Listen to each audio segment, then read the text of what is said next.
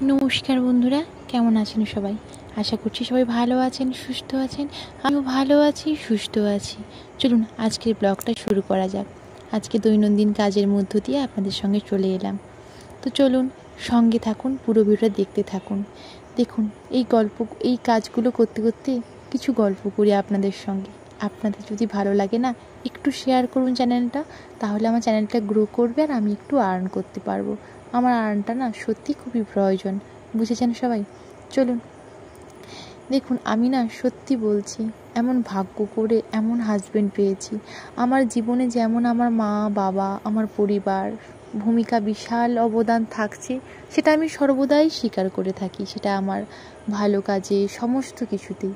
ঠিক একইভাবে জানেন তো, আমার মানুষটি, যার হাত ধরে আমি আজকে এসেছি এত দূর, বা যার হাতটি ধরে আজকে এসেছি সংসার করতে, এই মানুষটি এমন এক মানুষ, আমার 5টা ভুলের মধ্যেও কখনো জোর গলায় উঁচু করে শাসন করে কথা বলেনি, বরং ঠান্ডা মাথায় আদর দিয়ে বুঝিয়ে বলেছে, এটা ভুল, এটা ঠিক, এটা এইভাবে করো। আমি সত্যি বলছি, আমি আমার পেরেন্টসদের পেয়ে যেভাবে আমি হ্যাপি, ঠিক একইভাবে আমার জীবন সঙ্গী মানে আমার হাজব্যান্ড, একে পেয়েও আমি সত্যি খুব হ্যাপি। এমন হাজব্যান্ড আমি বোধহয় সত্যিই ভাগ্য করে পেয়েছি। জানি না কোন জন্মের আমার ফল, আমি সেটুকু জানি না। সত্যি খুব ভালো। জানেন তো, আমাদের এই সুসম্পর্কটা ভাঙার জন্য অনেকে অনেক চেষ্টা করে যাচ্ছে, অনেকে আমাকে অনেক কিছু ভুল বুঝাচ্ছে, ওর সম্পর্কে ভুল বুঝিয়েও ছিল, কিন্তু আমি কোনোদিনও ওকে ভুল বুঝতে চাই না। এমন স্বামী লাখে একজন, আর যারা বুঝিয়েছেন একটু মন দিয়ে শুনুন, এমন স্বামী পাওয়া না সত্যিই ভাগ্যের ব্যাপার। তার জন্য জেলাস ফিল করে হয়তো বুঝিয়েছেন। আমি কখনো ওর সম্পর্কে কোনো ব্যাপারে ভুল বুঝবো না। ও আমার কোন জায়গায় বা আমি ওর কোন জায়গায়, সেটা কেবলমাত্র আমরা দুজন অনুভব করতে পারি। তাই আমাদেরকে ভুল ভ্রান্তিকর বুঝিয়ে নিজেদের মনের অস্বস্তিগুলো বাড়াবেন না। এতে আপনারাও ভালো থাকবেন, আমরাও ভালো থাকবো। নিজেদের খেয়াল রাখুন, সবাইকে নিয়ে ভালো থাকুন। এটাই তো জীবন, বলুন। আমরাও আমাদেরকে সবাইকে নিয়ে খেয়াল রেখে ভালোভাবে থাকবো। আমার স্বামীর সম্পর্কে কারুর কাছে আমি কোনো খারাপ কথা শুনতে চাই না। ও সত্যিই খুব ভালো।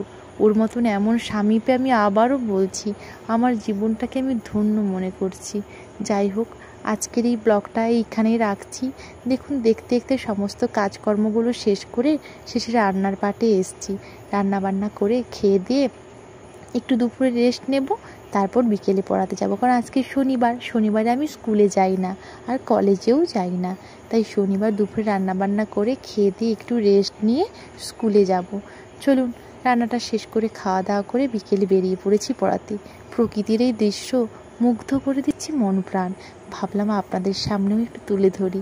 যদি ভালো লাগে আমার ব্লগ, আমার কথা, অবশ্যই লাইক, কমেন্ট, শেয়ার, সাবস্ক্রাইব। আর যদি কোথাও কোনো ভুল করে থাকি, তাহলে অবশ্যই কমেন্ট বক্সে জানিয়ে যাবেন কোথাও কিছু ভুল কথা বললাম কি না, ভুল কিছু করলাম কি না। আজকের ব্লগটা এই পর্যন্ত বন্ধুরা।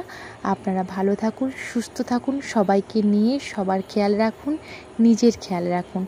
আজকের মতন এইখানে বাই বাই বন্ধু।